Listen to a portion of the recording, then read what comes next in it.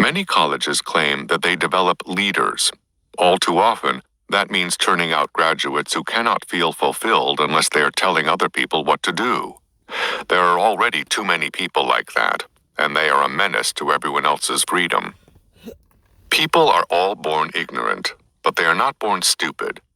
Much of the stupidity we see today is induced by our educational system, from the elementary schools to the universities. In a high-tech age that has seen the creation of artificial intelligence by computers, we are also seeing the creation of artificial stupidity by people who call themselves educators. Educational institutions created to pass on to the next generation the knowledge, experience, and culture of the generations that went before them have instead been turned into indoctrination centers to promote whatever notions, fashions, or ideologies happen to be in vogue among today's intelligentsia. Many conservatives have protested against the specifics of the things with which students are being indoctrinated. But that is not where the most lasting harm is done. Many, if not most, of the leading conservatives of our times were on the left in their youth. These have included Milton Friedman, Ronald Reagan, and the whole neoconservative movement.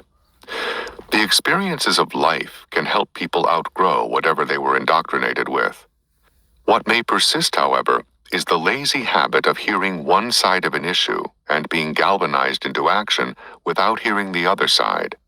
And more fundamentally, not having developed any mental skills that would enable you to systematically test one set of beliefs against another. It was once the proud declaration of many educators that we are here to teach you how to think, not what to think.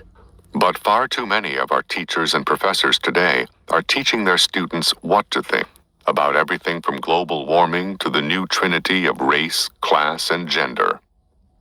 Even if all the conclusions with which they indoctrinate their students were 100% correct, that would still not be equipping students with the mental skills to weigh opposing views for themselves in order to be prepared for new and unforeseeable issues that will arise over their lifetimes after they leave the schools and colleges.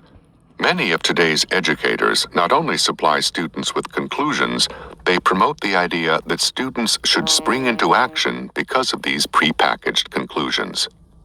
In other words, vent their feelings and go galloping off on crusades, without either a knowledge of what is said by those on the other side or the intellectual discipline to know how to analyze opposing arguments. When we see children in elementary schools out carrying signs and demonstrations, we are seeing the kind of mindless groupthink that causes adults to sign petitions they don't understand, or, worse yet, follow leaders they don't understand, whether to the White House, the Kremlin, or Jonestown. A philosopher once said that the most important knowledge is knowledge of one's own ignorance. That is the knowledge that too many of our schools and colleges are failing to teach our young people.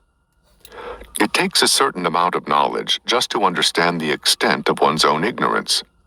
But our educators have given assignments to children not yet a decade old to write letters to members of Congress or to presidents, spouting off on issues ranging from nuclear weapons to medical care. Will Rogers once said that it was not ignorance that was so bad, but all the things we know that ain't so.